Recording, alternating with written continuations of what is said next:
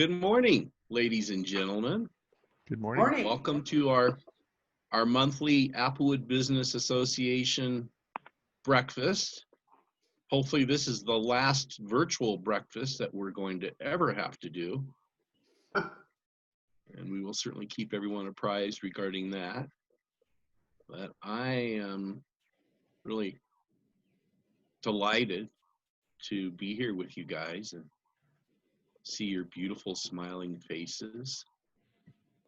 This morning, what we are going to do is we're going to start with introductions, and because at least currently our attendance is somewhat light, we're going to have the opportunity to take a moment or two to introduce ourselves and to share a little bit about our personal lives and business lives and skeletons in our closet with each other.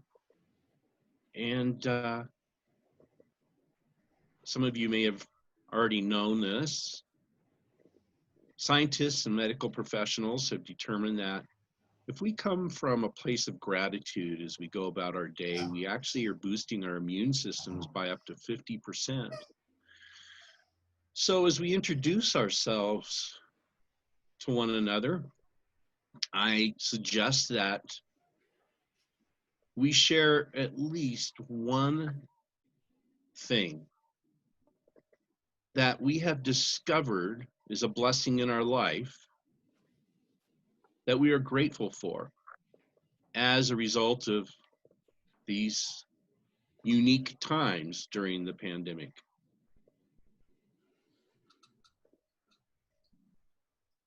I'll go ahead and kick it off.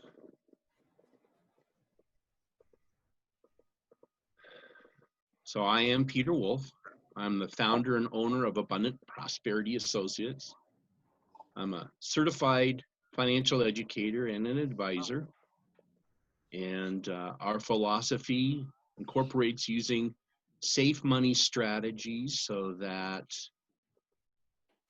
when the stock market is ebbing and flowing and occasionally crashing, our clients don't have to lay awake at night wondering how they're going to retire or if they're going to be able to remain in retirement, because they know that all of their expenses, all their needs, and in many cases their desires are going to be able to be met financially,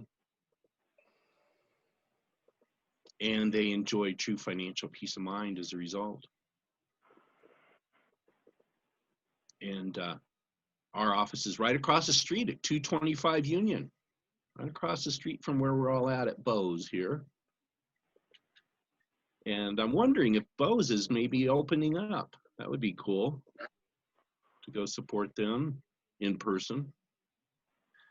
There are a number of things that I have discovered are blessings in my life that maybe I didn't really notice or didn't pay much attention to prior to the pandemic. But one big one is I've created a really nice lifestyle where oftentimes I was already working from home, and I continued to get to do that. And so I'm super grateful to be able to work from my home and enjoy the peace and tranquility of spring and the flowers and plants that are blossoming around my yard and on my porch, the hummingbirds showing up and greeting me and sharing their joy and excitement. And I am so very grateful for each and every one of you and to be a part of the ABA. So Rick, I'm going to hand it off to you, my friend. Well, good morning, everyone. I am Rick Bender. I own a company called Denver Tux. We've been around for many, many years. Started out in 1970 in the dry cleaners next door, and my dad started that. And since then, we've had a lot of transitions and things take place, but currently we're renting tuxes. We're currently taking appointments to see customers, and we're looking forward to a good fall as far as business is concerned, because there's about a 2-month delay for how planning works in our industry with weddings, that sort of thing. I think probably what I've found is that people still aren't as cynical as I thought they might have been a few months ago. When you get to meet them in different environments with what's going on with this virus, it seems there's a lot more compassion than I originally thought there might be. And of course, I'm grateful for just everybody that's supported us in the business and, you know, personally over the last couple of months. That's been very important to me. So with that, I would guess, I'm looking at my screen, I'm going to go to John because he's up in the corner and we might as well start with him. Good morning, everybody. I'm John Geese. I'm the founder of RAS Squared, think Revenue Acceleration Systems. I do what I do because I'm really all about helping Main Street businesses thrive, because Wall Street really doesn't care about what happens to our country. We need to get Main Street back on its feet. I'm a business coach. I help people create new customers. The thing that's been really interesting about this event that we've been going through is my wife and I have started walking every day. And one of the real pleasures of that is each day there's a new piece of growth, either a new set of flowers, there's been a wild rose bush that has just started popping up. It's really fun to discover as we go through the same route day after day. Don, I see you right next to me on my left, so it's up, or my right, so it's up to you.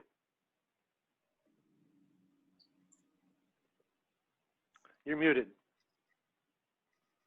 Let's fix that.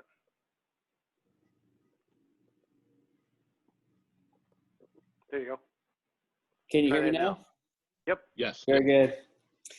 I'm Don Douglas. I'm a registered rep at New York Life, and I specialize in life, Medicare, and long-term care insurance.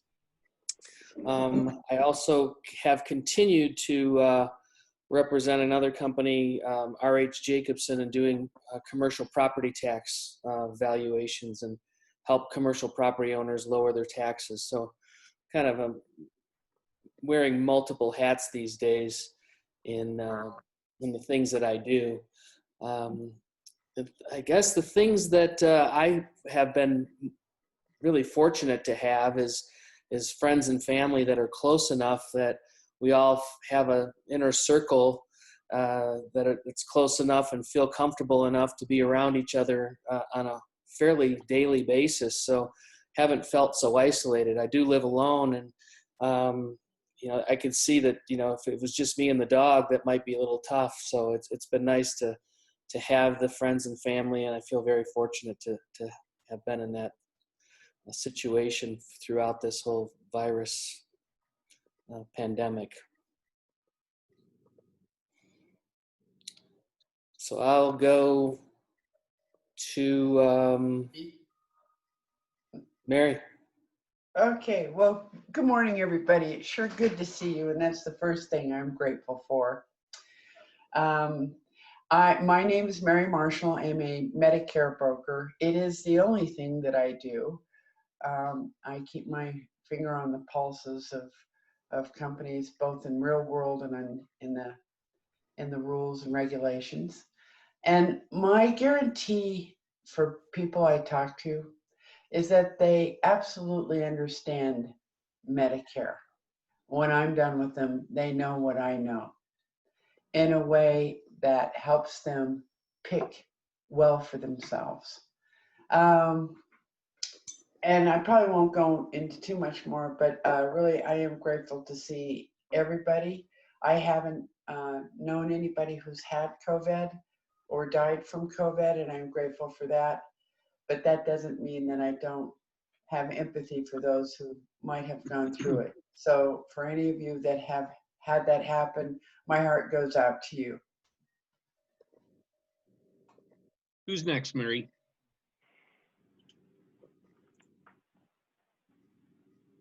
You muted yourself. Brian. Thank you, Mary. I had a feeling you were going to pick me. So, good morning, everybody. My name is Brian DeLate. I am the president and CEO of EduCyber Inc. We do website design, development, hosting, and digital marketing. So, whether it's from search engine optimization to paid search, social media, we do the whole gamut. We are the designers of the Applewood Business Association website and absolutely Applewood. LinkedIn tells me that we have now been in business for 22 years. So we've been at it for a while. And we love what we do. One of the things that has been a real blessing for me, complete opposite of Dawn, I've got a full house. We have obviously my most of you know my wife Maki, so there's Maki and I, and my youngest daughter Anna lives with us. And late last year, my oldest son Caleb and his wife moved from New York City for a short time to stay with us until they could get launched on their own. And this crisis has led to them spending a lot more time, or much longer time here. And then my daughter-in-law's youngest sister was going to school in Southern California, and she's not she's from overseas, and so they moved to so anyway, she didn't have anywhere to go when her school shut down in Southern California, so she now lives with us. So there's 6 of us at home, and then my other 2 kids live not far from us, so we've been seeing lots of people. So that's been a real blessing. And I will turn it over to Lee Knoll. Good morning, everyone. It's good to be here. I'm Lee Knoll with Knoll & Company. We're your next generation CPA firm. We help businesses with their accounting needs, payroll, bookkeeping, taxes. And right now we're doing a lot of PPP work for their paycheck protection. And that's just driving us crazy a little bit. Couple things. One thing I'm incredibly thankful for. I've been spending a lot of time with family over this last few months. So that's been a good thing. So I've been working at home quite a bit actually. Right now I'm in the office about 3 days a week and at home 2 days a week. And so I'm grateful for spending all the time with family. Let's see, who hasn't gone yet? How about Wanda?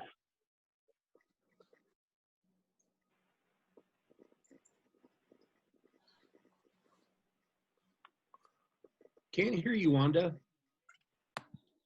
You're not muted, but we can't hear you. Muted on your end.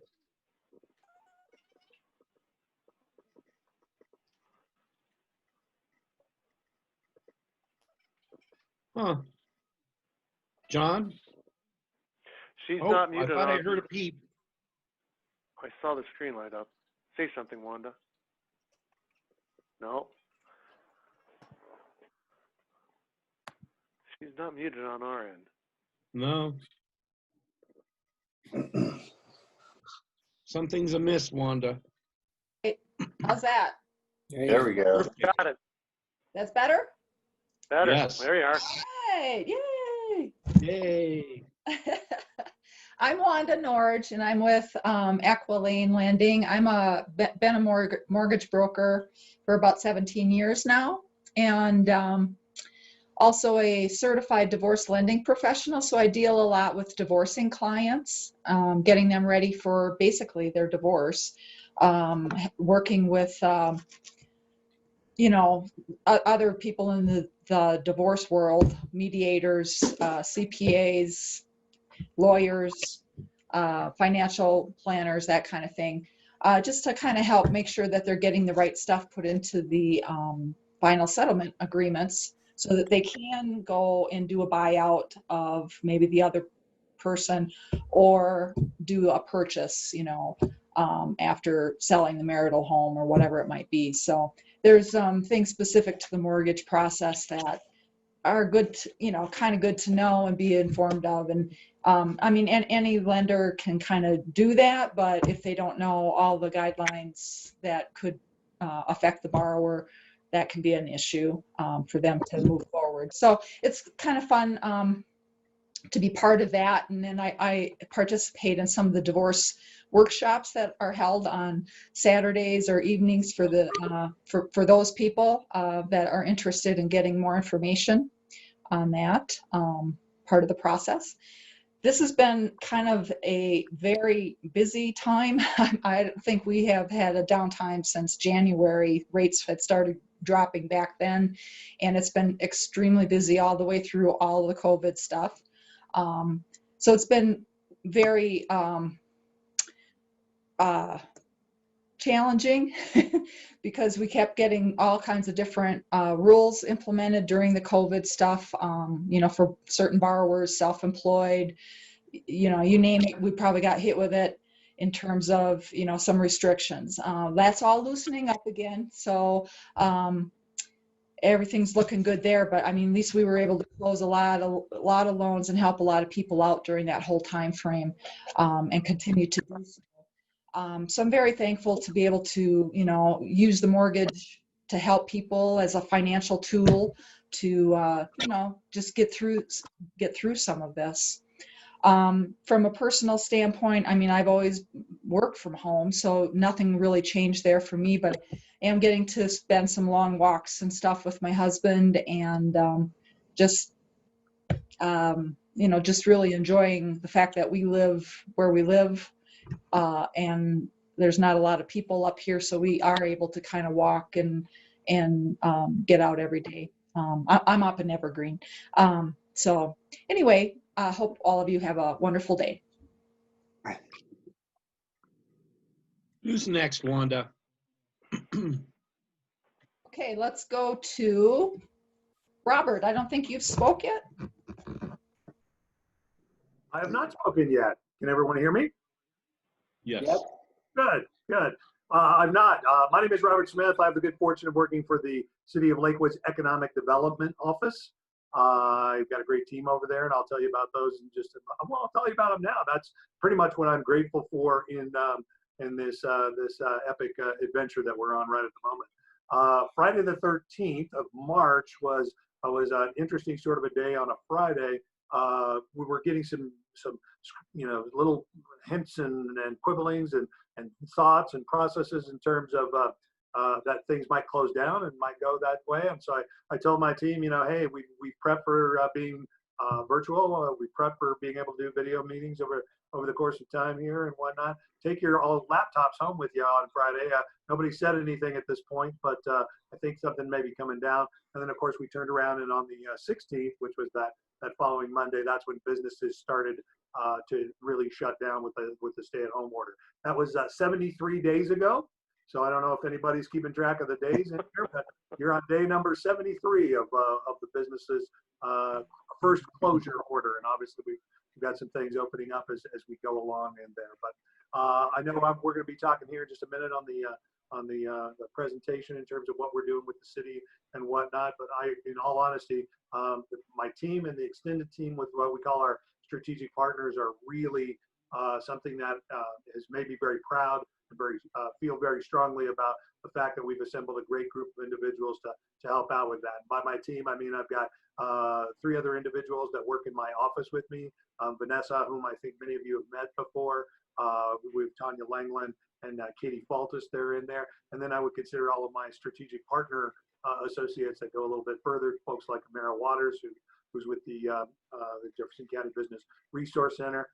I'll even throw Steve Arden on that group there because he's one of those colleagues that's been around for all of this and quite frankly never have felt like we were isolated or didn't have a place to go or didn't know a strategy that we were going to try or something that we were going to work on doing to make things better. And it's always felt very I don't want to say successful, but it always felt like we had a path forwards towards success every single one of those 73 days that we've been out there. So with that, I think I'll turn it over to, well, I mentioned Steve Art, so why don't I go ahead and do that? I know you haven't spoken yet, so ladies and gentlemen, without further ado, Mr. Steve Art. Hey, thank you very much, Robert. Steve Art, City of Wheat Ridge, Economic Development Manager and Executive Director of our Wheat Ridge Urban Renewal Authority, and also a proud member of the Applewood Business Association. And thanks for having us here today. As Robert said, we are going to speak this morning on what we're doing locally in our communities.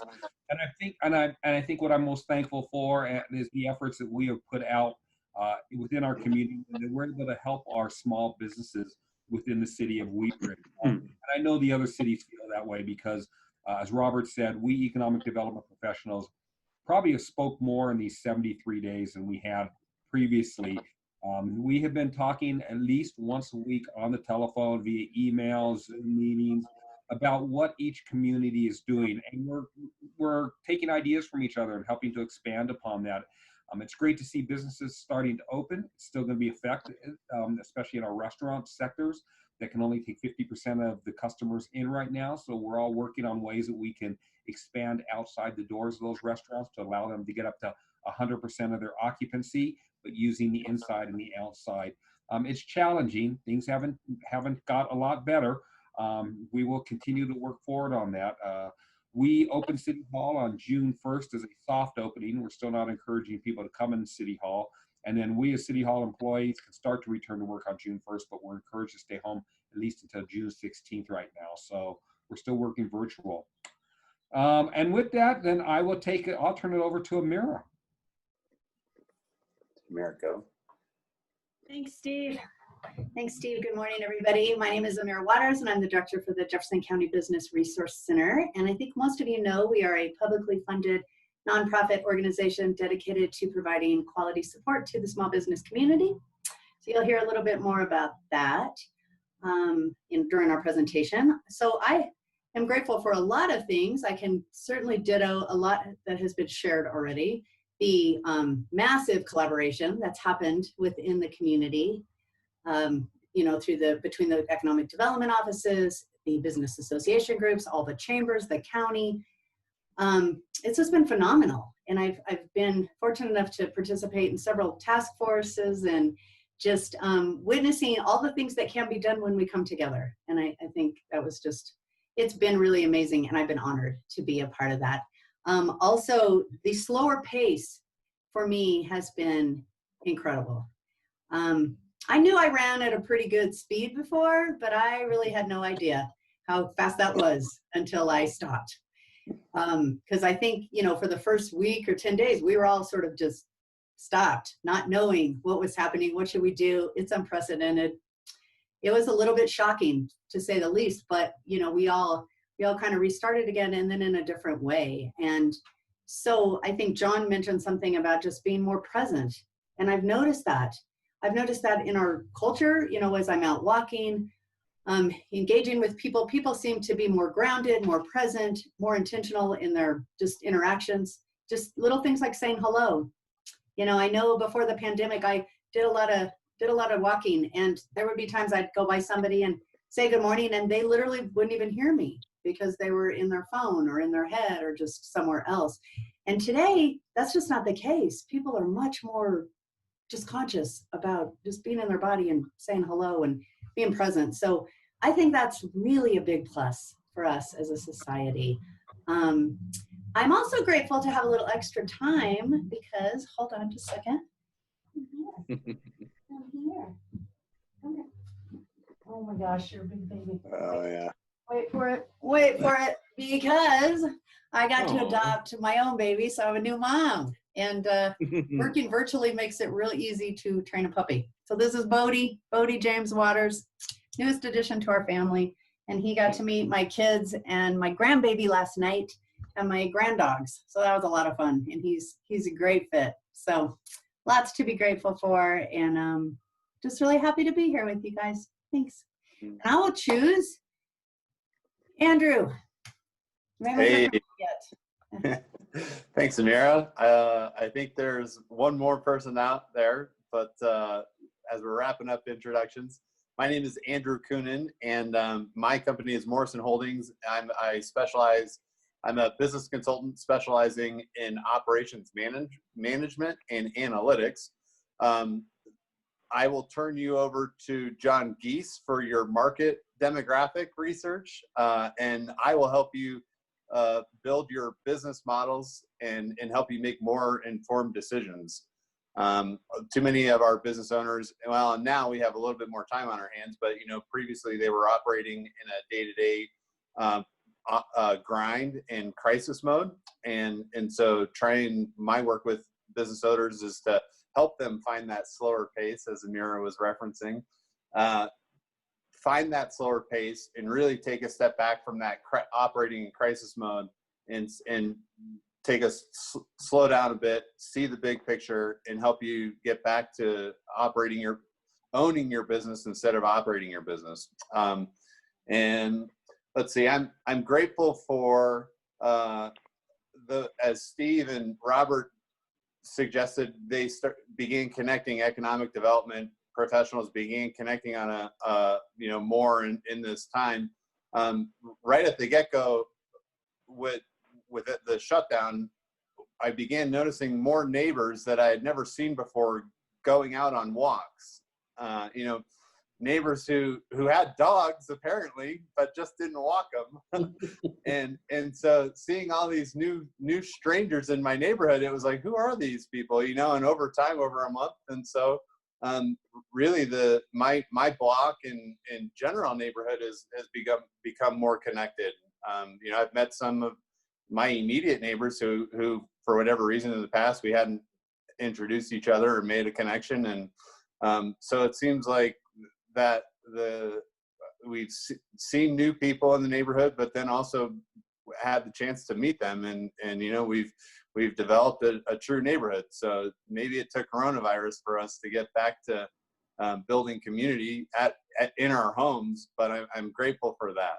And let's see, I'm also extremely grateful for family. Both my father and grandmother have had some illnesses that they were dealing with here recently. The fight's not over, but very grateful for family and health. I think that's a big one. So, and I believe there's just one more person here. I gotta remember. It's Mr. Travis Smith. Travis. Good morning, everyone. Travis Smith with TAS Business Consultants. I am a fractional CXO, so I can come in and help a small business with anything from CEO to COO to CFO responsibilities inside the organization. I've spent almost 20 years of my career in public and private industry companies between 15 and almost $100 million. And I really enjoy bringing those skills and those experiences and tools to small businesses. I've found a lot of small business owners start a business because they're good at something or they're passionate at something. And that usually doesn't encompass everything that it takes to run a business. So whether it's accounting, management, reporting, or strategic marketing ideas, I'm here to help support small business owners so that they can spend more time doing what they're good at, what they enjoy doing, and we can make their business thrive in a time of uncertainty. I am a rare and endangered species known as a Colorado native. I am extremely grateful to live in this amazing state. I've got a lot of family close by, very close with my brothers and sisters, my nieces and nephews. And this time of, forced slowdown has been wonderful because it's allowed us to spend more time together and stop and realize what's really important about life. It's not always about the next rung on the ladder or the next to-do item on the list. It's about the being present piece. And so that has been really, really great. And, also really, really enjoyed the opportunity to have a lot of one-on-ones, whether it's people in West Metro Chamber or in the ABA. So developing relationships over this time has been also good because everybody else has had to slow down a little bit. So grateful for it, and thanks for having me. Outstanding. Thank you, Travis. And thank you to everyone else for sharing a little bit about yourself. And it is now my honor and pleasure to introduce our member speaker today, Mary Marshall.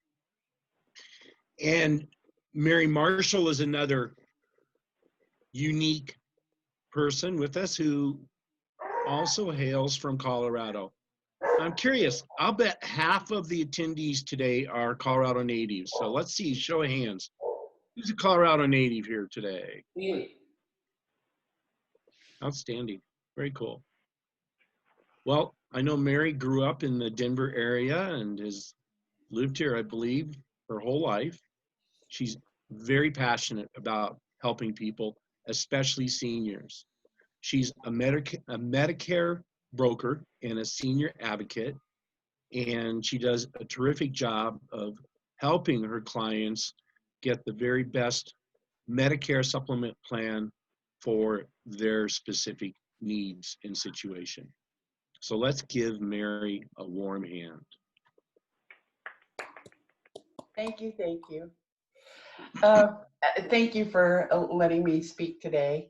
I'll turn my timer on because I can really get into the weeds. And I'll start. And with all these commercials that came up, okay. I did grow up in Colorado. I was born and raised in University Hills, went to Thomas Jefferson High School, and have loved living here my whole life. And I have visited a lot of places, but the grass is always greener on the other side if you can endure the rain. You know, I love Colorado. Really, I do. There's nothing really better than that, except maybe Iceland. I don't know. Anyway, as I was growing up, my parents got divorced, and by the time I was 9 years old, my mother was working as an entrepreneur. My dad was too. He was an optometrist, but he had gone away, and we hadn't seen him for a very long time. So my mother was the sole breadwinner, and the two things that I learned under that experience was, first of all, sales put bread on the table. My mom was a bookkeeper and a owner of a sweeping and snow removal company. And so I have a lot of affinity for small businesses and the pains and the rewards that all can give us. The other thing that I learned was empathy. So I was a latchkey kid, and I had two younger siblings, which I had to take care of while my mother worked. And it was through that I think I got this big mother instinct in me. And so when I approached people, no matter what I was doing my whole life, it had to do with what was best for them. So I created an LLC, I don't know, probably 20 years ago. And the name of the LLC is Mo Betta. So I try to make things Mo Betta, no matter whether you use me or not, or if I have a toolkit of people that can help you, from estate attorneys to housing to nursing homes, all that kind of thing. And I make sure that I've left you in a better position than when I found you, even if it's just emotional. So part of my working career has been with my mother as a bookkeeper, and I learned how to deal with clients. I know how to read balance sheets. I know double entry kind of bookkeeping. So I know the difference between a liability and an expense, that kind of thing. And I understand the business mindset, and I fell in love with that. And I fell in love with sales, actually, not because sales is easy, but because I got to interact with people and learned how I reacted to people, what I was doing with them. And that's been a real big reward. But beyond that, then I got into computers because my mother wanted to computerize her business. And we started off with the 5.5-inch floppy dual disk drive computers. And one floppy had the program on it, and the other floppy had the client information on it. And from there, I then got an EET degree way, way back when, and understood why and how computers work. And I always like knowing how things work, like why the light comes on, what is a protocol out there when it's handshaking, what an IP was. And so I ended up at Jefferson County Schools as a network engineer for the central part of that district, Lakewood Senior, Bear Creek Senior, Devlin, those kind of places. And that was pretty good, but I lived through 3 reduction of employments there where they were getting rid of people. And I was still there, and people would say, well, aren't you glad you're still there? It was a dog eat dog at that point. It was cover your butt all the time. And I missed sales. I really did miss it. My schools were my clients. The Ed Center was kind of the backstop, and neither of the two would talk to each other. So I tried to help them communicate what was going to work nice in the sandbox with Novell servers versus Windows servers, that kind of thing. I eventually left, and now I am a Medicare broker. I love Medicare. I like healthcare for everybody, actually, and that's where I sit politically. I think that it is a right and not a benefit. I think that you can have a house or not, have a car or not, but you really are stuck with your body. And people need health care, especially now, if that was never more apparent in this pandemic, that we need a solid, good system that had standard protocols in place for things like a pandemic. Okay, so Medicare, I decided to become a broker after I was a captive agent in a company. And captive agent companies have a tendency to have more expensive premiums for the very same plans that are out there by other carriers. But I learned well from a very, very good company. And they had good underwriting. So I learned Medicare really well. I love Medicare. There are rules in place, if people would obey them, that help navigate or protect the eligibles, the Medicare eligibles. And there's a lot of special election periods. There's rules around when you can and cannot change. And what I'm finding through this pandemic are 2 things. You better have a good website because people are slowing down and taking a look at it. They really are. They have the time, and they're going to vet you. And I'll tell you what, Brian's EduCyber is the best thing that has ever happened to me. Secondly, I'm getting people who were going to retire but can't because the stock market is floating up and down, up and down. So they're going to continue to work, in which case they really don't need to take Medicare if there's some credible coverage in the background. The second client, though, is pretty disheartening, and it's those doors that have been shut on them mid-month, first week of a month. They just shut the doors, no more health insurance. Maybe you get COBRA, maybe you don't. And it's those people I've been able to catch and help before things got too far down the road. So between my motherly instinct for empathy and my knowledge of Medicare, which I've been at for now about 8 years, I'm a broker, which means that when I talk to you or your parents, that they're my boss, not the many companies I can help them enroll in. They tell me what they want to do. So if you have a boss, you go to your boss and you inform them about all their options, what it is that they could do. And then the boss tells you what to do, and I get them enrolled smoothly, safely, and the least expensively in whatever it is they want. There are 2 ways you can take Medicare, and this is the most important decision that they make, and I pound this into their heads. It's a Medicare Advantage plan that is a network, or original Medicare with supplement, because Medicare was never designed to pay 100% of anything. People get additional insurance. And it's those two options that they really have to decide, can they afford it? How do they want to be treated in the future? Do they want to go to the Mayo Clinic, Johns Hopkins, Fox Chase? Do they feel more comfortable in a network? They want to be handheld and not have to think too hard about what it is they're doing. And both are valid.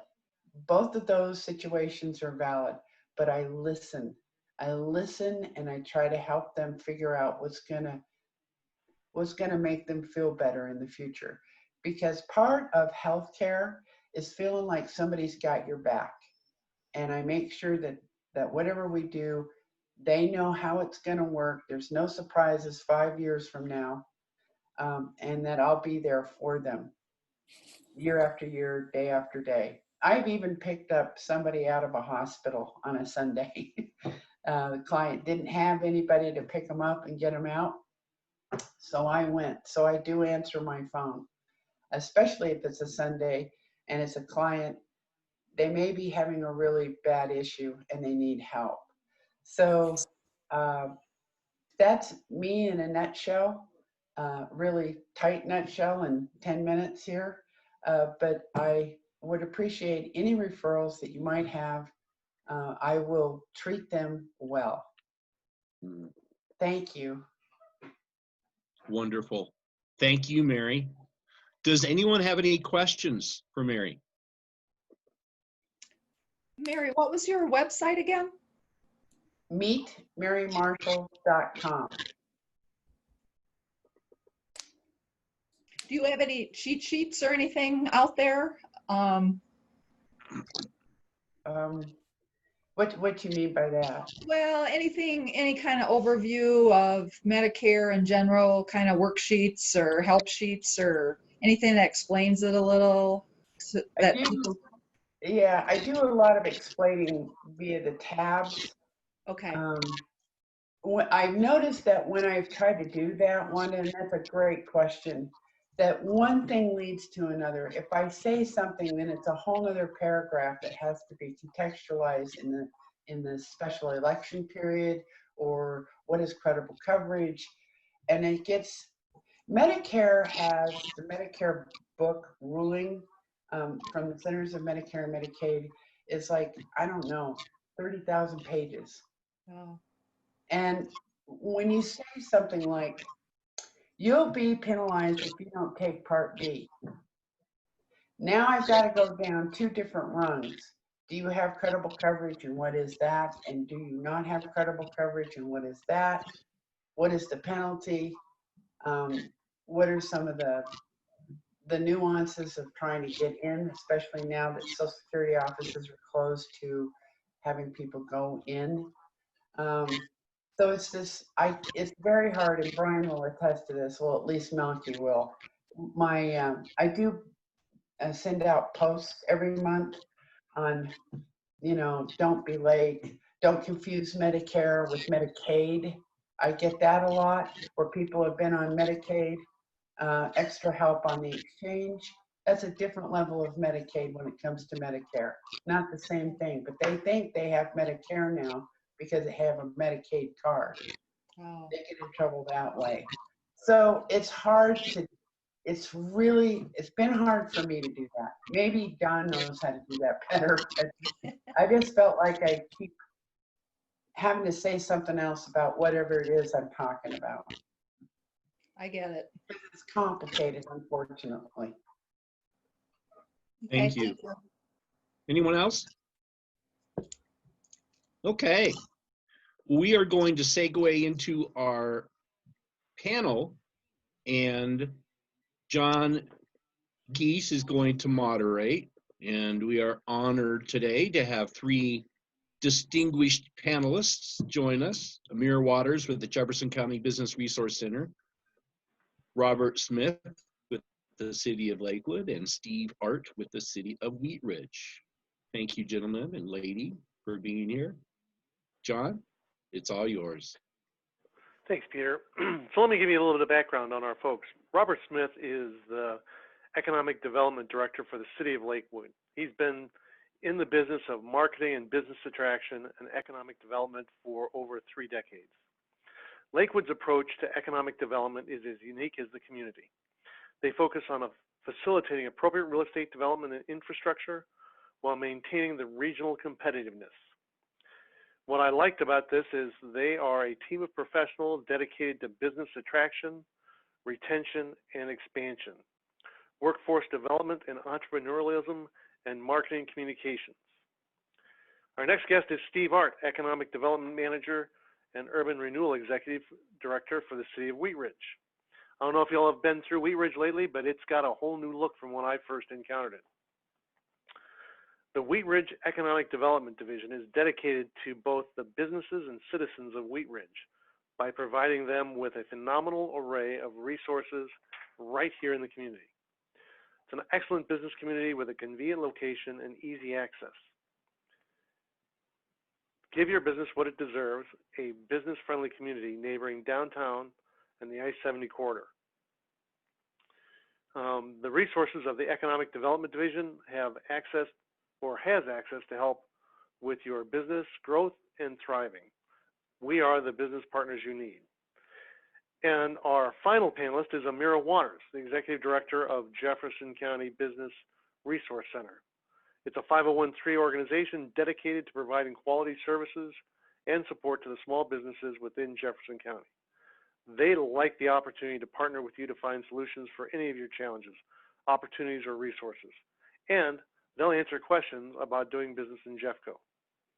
Our approach is economic gardening. I like that turn of the phrase, where entrepreneurial activity is fostered by providing essential guidance, tools, and more. So if you all don't mind, Steve, would you mind sharing with us what you all have been doing in relation to strategic partnerships with everybody and trying to help your community through this period of time? Great. So thank you very much for having us again. Strategic partnerships, as I spoke earlier when we were making introductions, we are working together. We realize economic development in support of our businesses isn't just Wheat Ridge, isn't just Lakewood, isn't Arvada, isn't the unincorporated parts in Golden. We all have to work together to help survive and make our businesses strong as we come out of this epidemic. We can't operate as a silo. Our citizens and you particularly don't realize where borders are. You go across borders to shop wherever it's more convenient for you. So we want to make sure that our efforts are coordinated throughout the area. We specifically in Wheat Ridge have done a number of programs. The first was a grant program, not a loan program, but a full grant program where the city council invested $250,000 into the program to grant out to businesses. We were able to award 99 businesses in our community, anywhere from a top of $5,000 and we went down to $500. So we funded 99 businesses. That was using general fund money in the city. So general fund money usually goes to support the police department, parks, street repairs, things like that. And they decided to utilize that money to support those businesses. Then when Jefferson County was awarded the CARES Act money about a month ago, they handed that down based on a per capita basis to the local communities, and we were recipients of a little over $2 million of that fund. So the city council said, well, our first round of grants was so successful, we want to invest another $250,000 into a second round of grants. So we have that grant program currently going on. If you are a Wheat Ridge business or you know of someone in Wheat Ridge that has under 25 employees, and there's a whole line of parameters that have to be met, they can apply for the program. Between the two rounds, the maximum you can receive is $5,000. So if you received $1,000 in the first round, you could apply for $4,000 in the second round for a maximum of $5,000. We're also currently right now, and hopefully today we will approve these program guidelines. We realize as restaurants and retail begin to open, they're going to have to rent or purchase a lot of new equipment. So the city of Wheat Ridge is going to fund the rental or purchase of equipment to help businesses go outdoors. So if you're a restaurant and you can be at 50% occupancy and you want to put that other 50% out into a parking lot and you need to put up a tent, you need to rent tables, chairs, tablecloths, paper goods, printing of single-use menus, the city of Wheat Ridge will fully reimburse you for those charges. So that's the program that we hope to have done today. I know there are many other things we're trying to do there. We created using EduCyber, great firm. So Brian, not you. It was actually your wife, Maki, that we utilized, the smart one in the family. We utilized her. We formed 2 websites. One was called Eat Ridge. We took the word Wheat Ridge and just made it eatridge.com, where we listed all of our food-related resources. So not just restaurants, but also grocery stores, pet food stores, bars, delis, things like that. List those on a website. So that's being used quite heavily right now by our local community to find out who's open and what they're serving. And then after that, we opened up another site called BizRidge, B-I-Z Ridge. It's biz/ridge.com, where we allowed all of our other businesses, industrial, service-related industries, to list their sales and what services they're offering during this time. And those will remain open for what we probably plan to keep those open forever, but really during this crisis time. So that's just a nutshell of what we are doing in Wheat Ridge to help us through that. Great. Thank you, Steve. Hey, I'm curious, do you have any links that you can share with our community that we can share with our social media colleagues to promote the grants that are still open or the restaurant equipment funding that you just spoke about? Well, okay, so the restaurant funding one will come out hopefully, like I said, today or tomorrow. The other ones, yeah, there certainly are available on our website. We have press releases on those. Get those to who? If you'll post them into the chat box, and we can print those out when we're done. And Okay. then those of us that want to can share that with the community. I think that the more we can spread the word, the better we can all do. So, Robert, would you mind telling us about what's going on in Lakewood and where the ABA may be able to help you in terms of getting the word out? You bet. Happy to do it here. I just so you know, I just posted into the chat room here. Just let me check to make sure it's all in there. A bunch of information, including several websites that you can jump into and work with that. Thank you so much, John, for the introduction. I appreciate that. Makes it sound much more impressive than I actually am, I think. But thank you very much. I appreciate that. Got about 7 points I'll make here real quickly. I just also wanted to say thank you to everyone that's in these meetings. These Zoom meetings are a little weird. They're odd. They feel a little strange from the way that we normally do it. I know us extroverts are having all kinds of issues with mental health right now because you just don't have as many people to shake hands. I see John indicating himself and Amira out here at the same time. And so these meetings are a little odd, and I appreciate people jumping in and hanging in there and doing the best they can with these kinds of things. I'll mention that our council, city council of the city of Lakewood, 11 fine individuals who have been elected into those positions. It's a mayor and 10 city council people. There's 2 from each ward. They have worked their way into virtual meetings. Now, these are folks that like to let's be charitable here. They like to debate. They like to vigorously compare things on in terms of those notices, but they're on a virtual council meeting schedule. You can tune into that Monday nights. I will mention no judgment here, no judgment at all, but it did take them 93 minutes of a Zoom meeting to determine that they could have Zoom meetings in the future. So we're doing it on a Zoom meeting to determine that they could do that, but they did it, and we're very proud of them. And so every Monday night they're on there. We also managed to get all of the business associations, or work with all of our business associations. There are 5 in the city of Lakewood, including the ABA, that we work with on a regular basis with varying levels of sophistication to make sure that every one of those organizations could do their virtual meetings online. Of course, the ABA didn't need any help from us. You guys were completely self-sufficient. A lot of tech-savvy folks. Some of the other associations need a little help, so we got them up and running in there. We will be discussing a grant and loan program on the 1st. That's next Monday. That will be the city council. Those are programs that the city council approves. In the city of Lakewood, we had to do it as a 2-reading sort of a situation. We did the first reading about 3 or 4 weeks ago. The program is up and talked about in there. I suspect it's going to change over the course of that meeting on the 1st. So the program that we will have coming out there, and I assume we're going to have a program, we'll know exactly how that's going to be configured on the 2nd. And in all honesty, I believe it's going to be more generous than what's on the table right now. So On the 2nd will be the opportunity, the 2nd or the 3rd, we'll get it up on the website so all of the businesses that are in the city of Lakewood are aware of the program and that you can certainly do the application. The application will be online and you fill out, you know, the 30 or 40 questions that are on there and then we do our magic after that. Hopefully we will be able to award, we're anticipating being able to get into the hundreds of businesses with our program. We also are doing, as Steve mentioned, the kind of safer at home expansion of restaurant capabilities, 50% the dining areas, that sort of thing. So all of the cities are working through all of the zoning issues that associate with that, all of the fire issues and whatnot. We've got a one-page form so that we can get all of our businesses through that as rapidly as possible. Our hope is that we can do that within 24 hours. And essentially it's taking a little Google map and outlining how they're going to, you know, go about bringing tables to the outside, if they're going to bring out electrical cords so that the fire department's happy with that, and so on and so forth. Our goal is to make that happen as quickly as possible.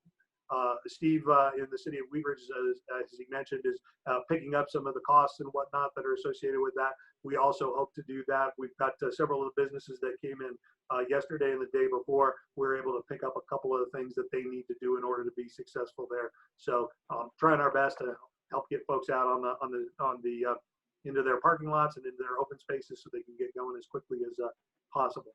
I'll also mention that we set up what we call the Recovery Task Force. We did that early on there. Amira was one of our participants that was on there. Andrew was in that mix as well. We had our business associations and we had folks from our 10 highest employing industries in the city of Lakewood. Our number one industry in the city in terms of employment. Anybody want to take a shot at what that is? Anybody thinking what that might be right now? Number one for employment in the city of Lakewood. Manufacturing. Manufacturing, good guess. Not quite right though, John. I appreciate that thought there though. Not quite right. I'll let you know because it's hard with a Zoom meeting to get feedback from folks on here. So I'll let you know it's healthcare. Healthcare is our number one industry in terms of total number of jobs, about 13,000 jobs in there for doctors and nutritionists and physical therapists and all of those folks in that mix there. So anyways, we had the Recovery Task Force. Members of those industries got together. We plotted out kind of the short, medium, and long range sorts of things that we felt that we could do as a business community. That's yielded, at least half a dozen to a dozen strategies for each of those industries, and we're going to work on implementing those over the course of the next several months, all the way into the end of the year, hopefully to help recover our task force. That use that recommendations of the task force to recover our industries. I'll also mention the city recovery. That's going to be a tough one for a lot of folks. I believe number 3 or number 4 in our industries is public administration, or the public sector. So folks that work for the school districts, folks that work for cities, we have one of the largest concentrations of federal employment. In fact, we have the highest one west of the city of Washington, D.C. So more federal employees work in the city of Lakewood than anywhere else in the country, that sort of a thing. And all of those entities, with the possible exception of the feds, having some struggles in here because of the sales tax drop, that sort of a thing. We're gonna have some tough times in the city of Lakewood ahead of us. We're looking forward to figuring out that, rolling up our sleeves and getting that done. But in all honesty, it looks like it may be some lean years here coming up pretty quickly. I'll also mention, for those that are in finance, you probably are already aware of this, but because Tabor is in effect in the state of Colorado, that will likely have a ratcheting effect on most local governments. And by ratcheting effect, I mean that you're allowed to expand your revenue capture each year based on your revenue capture from last year. So because sales taxes are down in the cities, that base will get set lower. So our ability to even if the sales come back real strong, we may have some trouble in 21, 22, because we'll have to do refunds back to folks with that Tabor refund, which is great for individuals and those folks, but it also doesn't allow us to inch up and be able to get back to where we were before. I'll mention that, and then I'll mention real quickly, just because folks are out there, and I know these folks in the finance industry are out there. I'll mention these real quick. These are some things that we've got on our minds that we're trying to figure out. We've got some things that are probably coming down the pike from a financial standpoint, and we're hopeful to be navigating those things very well. The first one is that starting on the 1st of June, the prohibition on foreclosures and evictions will be undone. At that point, the governor's order the state order will theoretically expire at that point. And so there may be some folks who have been having trouble making their rent and making their mortgage payments that may be in a difficult situation because they've staved off the legal process for a couple of months. So we're keeping our eye on that to see how that goes, both on the commercial side and on the residential side. We'll mention that the unemployment bump that the feds put in the CARES Act will be expiring at the end of July. So folks that are still on unemployment will no longer have that benefit, at least to the best of our knowledge at this point. So therefore, the amount of money that those folks will have will be dramatically decreased at that point. So what effect that will have, not exactly sure, but we know it will have an effect on there. And then lastly, but certainly not leastly, is the PPP loans. We worked very hard to try to encourage our businesses to apply for those PPP loans through the SBA. That was part of the CARES Act. Those dollars were designed around the notion that you have about 8-9 weeks of payroll expenses. That's how they got calculated. You had to follow certain rules and regs in order to be able to do that. Those 8-week periods are going to be expiring here in the next month or two. And so really it's a matter of where they're going to be at, how they're going to negotiate that. So we're anticipating maybe a little bit of a wave or a bump at that point to try to negotiate around. So with that, those are the 7 things that I wanted to mention real fast. So I will turn it back over to you, John, or I know Amira's left on the stage as well. Great, thank you, Robert. Is there one thing you'd like us to do, or us to let the community know, or that you would like your community to know? If there was one thing that they could do out of those 7 things, where could we point them? Well, the one thing that I would very much recommend is to get in our free newsletter that comes out every Monday. You can get that through the website when you go to the lakewood.org.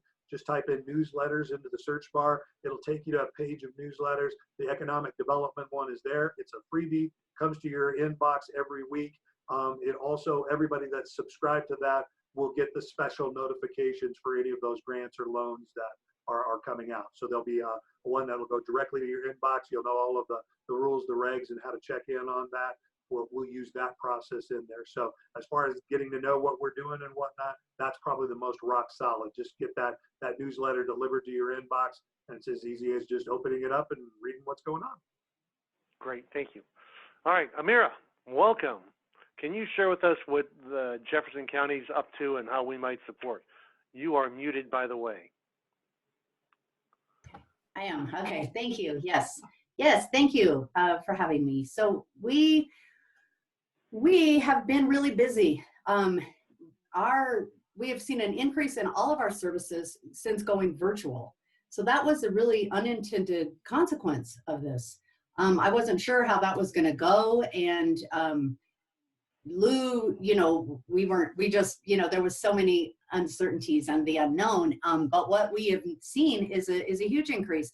Lou, prior to COVID-19, was in the office seeing clients on Wednesdays all day and then half day on Thursday. Since COVID-19, we've increased her hours, and she stayed really busy up until last week was when it sort of tapered off, when we started to reopen, which I kind of projected that might happen. But she was busy Mondays, most of Monday, all day Wednesday, and almost all day Thursday. And primarily, initially for the last couple months, she's been meeting with clients and working through the applications for PPP, the unemployment, the pandemic unemployment insurance versus the regular unemployment insurance, because they did open that up toward the latter half for sole proprietors.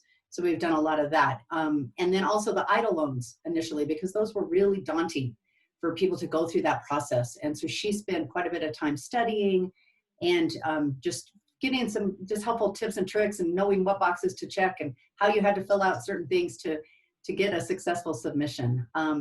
In addition to that, we offered, starting in March, we offered a program every Monday morning from 10 to 11 called COVID-19 All Things Funding, and we partnered with the Colorado Enterprise Fund.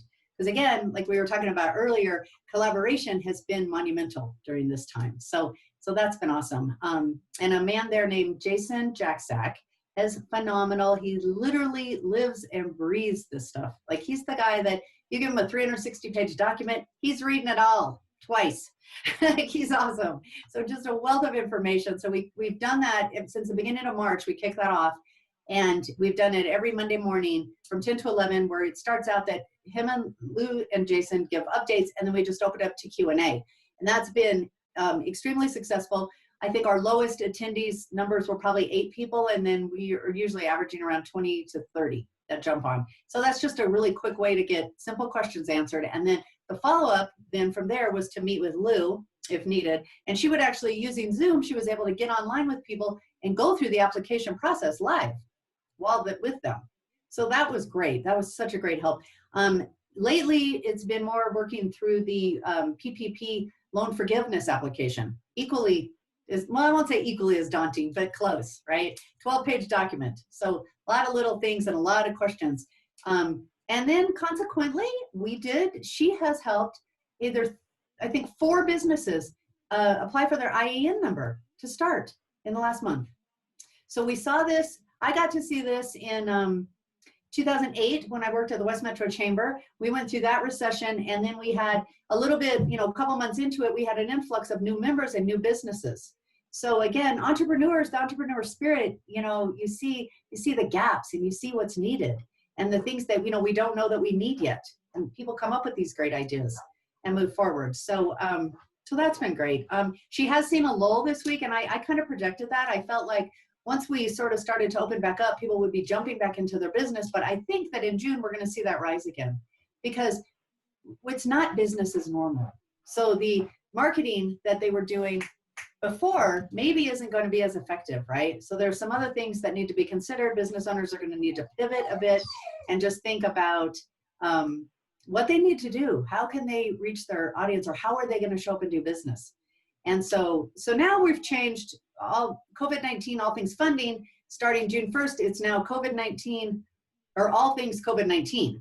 So just anything. So we're still going to focus on the finances and the funding piece, and just helping people be aware of the different funding opportunities and then get through the process. But also we're going to focus on marketing, just strategies for that, and whatever else people need. So we're going to continue that through the month of June. So business advising now is Mondays, almost like Mondays 11:30 to 3:30, Wednesday from 9 to 6, and Thursdays from 10 to 1. Our launch program is going on. It was supposed to start in March, and we put that off until June 12th. It's going to run. We normally don't run it in the summer because people travel quite a bit, but I don't think that will be the case as much this year. So we're going to go ahead and run it from June 12th through the 14th, and we're going to do it virtually. Now, this has also had a lot of unintended consequences from the positive side. In the past, the program runs 9 weeks in a row on Friday morning from 8 to 12.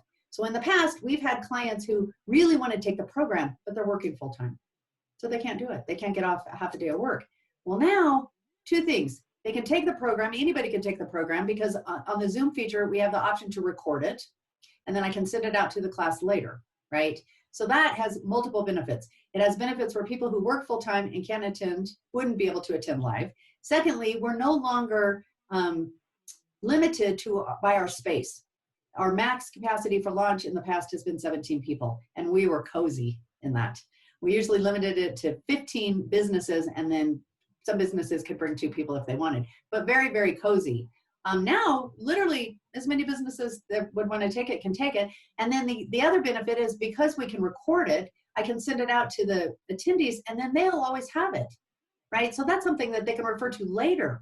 So I think that's a very cool side note of just, that's something that's positive that's come out of this.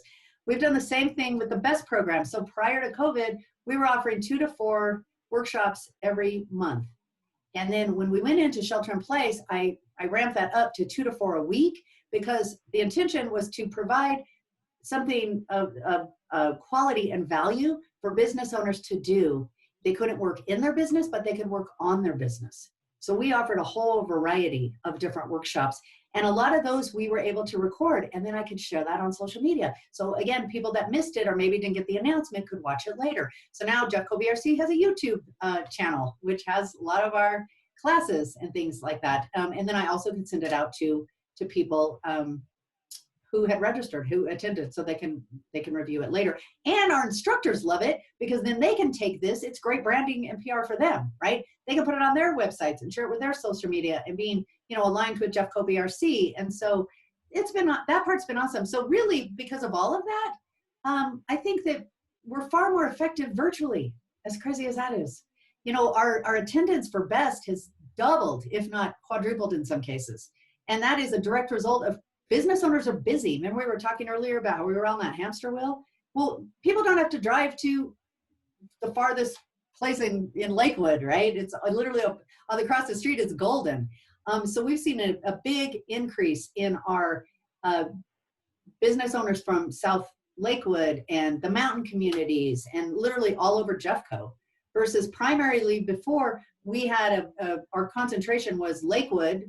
And I think a lot of it was because of places like ABA, right? I could come and get in front of business owners at ABA, all the various business association groups, but it was in the city. So they didn't have to travel as far, probably within 10 minutes, right? Somebody coming from Conifer, that's a 45-minute drive. They didn't come. So it's been really eye-opening in that way. We are gonna attempt to go back in to see how it goes and do some one-on-ones in June, starting Thursday mornings, and we'll just see how it is. So far, nobody's asked for that. So I don't know. We'll see. I have to look into like what kind of precautions do we need to take and what should we do to keep everybody safe and just, really being in alignment. But we'll just see how it goes. Lou is thrilled about working at home. She really enjoys it. And so we'll just see. We're just going to have to kind of play it by ear. But it has been something that has been really surprising. So we increased our business advising hours, and we increased the content and the number of workshops that have been offered. And so far, so good. They've been well received, and then launch is going online. So I think all of that is really helpful. Personally, I am one of the extroverted people, and I was a really big hugger before, so it's been a little hard on me. I like to get out, but I think as many of you, I've seen the benefit here, and the productivity level has been really high. That is something else that I noticed. So yeah. So with that, let me see. Expanded BEST. Oh, we also, prior to COVID-19, we had a policy that as a Jefferson County business owner, you were eligible to receive 6 free business coaching sessions every year. And then if you wanted to continue coaching with Lou, it was only $25 a session. We've waived that. So that's waived through the end of the year because we really want to support our business community and get them anything that they need, just walk with them through the entire process so they can resume being successful, and then hopefully, right, even be better and even, grow bigger, more expansive. So that's waived. Also, we had waived the BEST, the business education fees. So those are waived through May. I will probably initiate some with some of our content that we moving forward, but I also will maintain, I have a COVID-19 hardship fee, which is just $0. So we're going to just go on the honor basis there and let people choose that if that's a need, because again, we really want to support people and just get them what they need so they can get back up and get going. So I think with that now, I did want to mention too, so Lakewood talked about their funding that's coming. Wheat Ridge talked about the funding they've done and some other funding. If you don't know, because of Applewood, the demographics of Applewood, part of it's in Lakewood, part of it's in Wheat Ridge, part of it's in unincorporated Jeffco. And the county, if you've probably heard this, but just in case, they have initiated their own funding.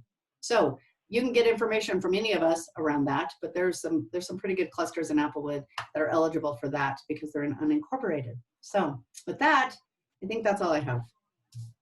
Oh, let's see. Well, yeah, that's all I have. And then I'm going to I'll put the link in the chat for upcoming classes because we have a bunch of them coming up.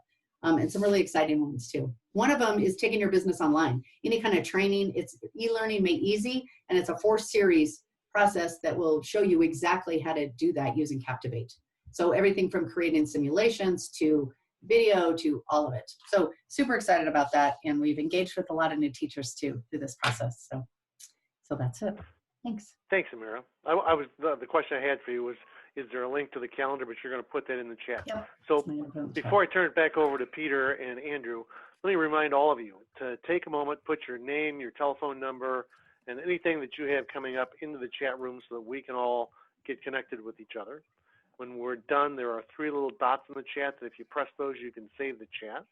Because part of why we're all doing this is so we can network. So let's share the love with each other. With that, Peter, I'm going to turn it back over to you for announcements and wrapping things up. All right. Well, I want to thank our panelists and you, John. Great job. Wonderful information. Very informative. And Andrew, I'm sure everyone is aware, is the board president of the Applewood Business Association. And I know that you have some announcements that you're going to make. And I think we might have a raffle drawing that you're going to facilitate. Thank you, Peter. And indeed, we do have a raffle. A couple prizes generously donated from Travis Smith and TAS Business Consulting. So thank you, Travis, for those. We'll get to the giveaway in just a quick second. Kind of closing thoughts for me on our panelists. And again, I want to thank you, Steve, Robert, and Amira for joining us this morning and just demonstrating what the City of Wheat Ridge, City of Lakewood, and then Amira with Jefferson County Business Resource Center, what you are doing to support small businesses, obviously, as we enter this new phase of reopening. And as John has mentioned, we did record this, so we'll be able to post it to our social media and websites so that people, as we had less attendance this morning than expected, your panel opportunities discussion will be posted so people can find that information in the links as well.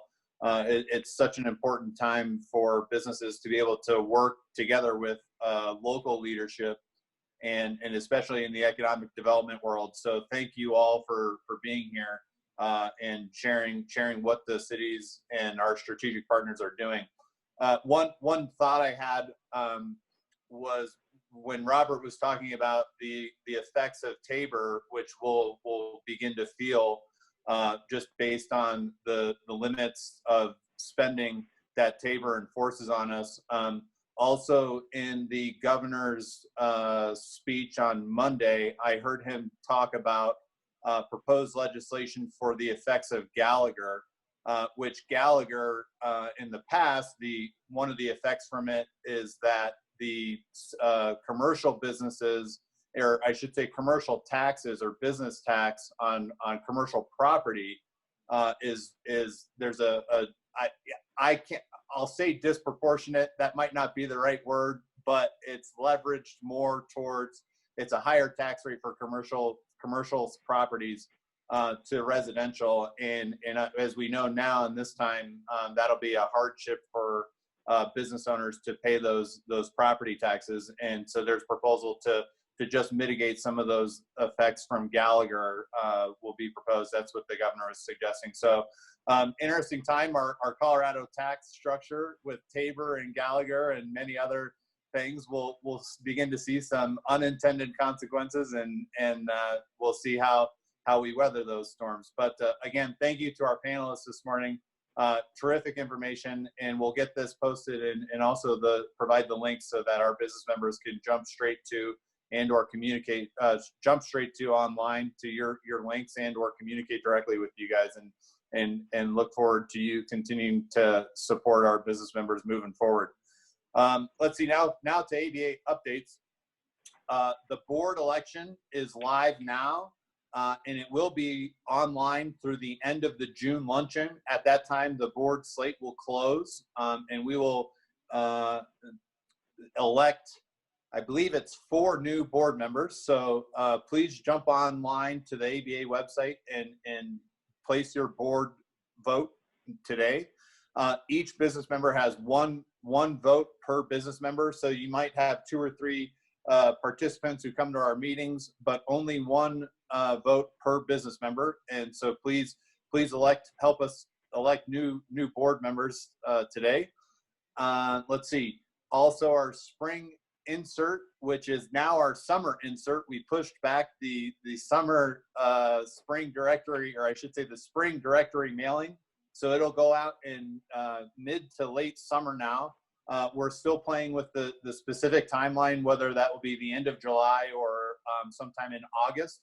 But our directory will get that second mailing with new members that have joined since January listed in the spring insert and other advertising opportunities. We've got 3 advertisers already, and there's more opportunity if you'd like to advertise in our spring now summer insert.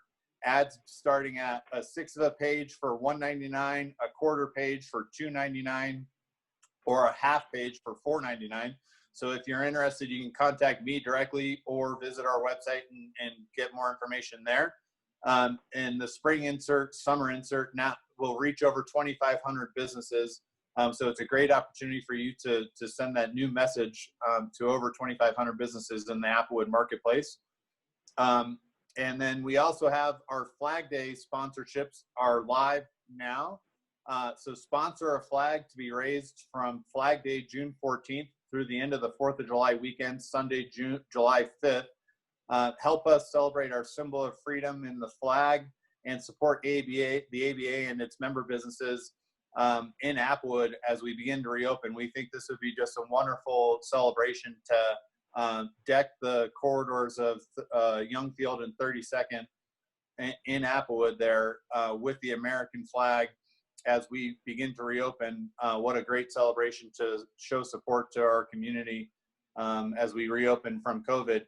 And so flags sponsorships begin at $50 to help sponsor a flag that will be raised in the corridor, and or you can also sponsor and purchase your own flag for $100. And you can do that online now too. So please support the Flag Day. Okay, now to our giveaways. Travis, thank you for your donations. He gave us 2 gift certificates to be used at the Rock Your Body Med Spa. And the first one is an ion foot bath detox for 2. And it's an $80 value. So it's an ion foot bath detox. I'm sure that's,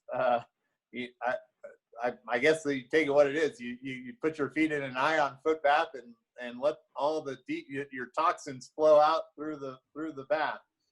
So the winner on this is Brian DeLate. So you get to take your beautiful bride, as Steve was recognizing, the smarter, much better looking of the 2 of you, and you guys can go enjoy a date night or date bath together. So Brian, you're the winner of the Ion Foot Bath Detox. Thank you, Travis. You're very welcome. And no thanks to Andrew and Steve. Let's see, and then the second one is a 90-minute acupuncture session, also at Rock Your Body Med Spa, and this is a value of $120. And the acupuncture session goes to Miss Amira Waters. So, Amira, you are the big winner. Yay! That's awesome. Thank you. Thank you. Fantastic. The last giveaway was a Starbucks gift card, and I was the winner of that. It was a random generation from Lee, our treasurer, generates those randomly. So I won a Starbucks gift card. And I swear to God that wasn't fixed. Okay. Okay. Lastly, it was fixed. Lastly, our upcoming events. We have a Shake It Up Speed Networking hosted by Evelyn Cartagena Meyer, and that's Friday, June 5th. So next Friday, not this Friday, next Friday, June 5th from 12 to 1:30 p.m. That's Shake It Up Speed Networking. Then our business after hours is on Tuesday, June 16th, hosted by Terry Wilbur of Ascent Training and Consulting, Travis Smith with TAS Business Consulting, and Rolf Dale of Rolf's Travel Adventures. And that business after hours is again Tuesday, June 16th. So look for that information on that. And then of course our upcoming luncheons in June. Luncheon is June 11th. that one will still be a virtual luncheon on June 11th, and then our breakfast June 25th. End of the month, June. We're not sure if that will be virtual or maybe in person at Bose. We'll just kind of watch stay at home and open orders from our leaders. And that's all she wrote, folks. Thank you for joining us this morning. Peter, any last words? Anything? Otherwise, we're out of here. No, I don't have any last words other than I'm very grateful to see each of you. Thanks for being here. Thanks for making a difference in your world. And thanks for remembering to tap into your sacred heart space and connect with one another. Truly, we are all one. Thanks, guys. Bye. Have a great day. Have a great day. Good morning. Have a good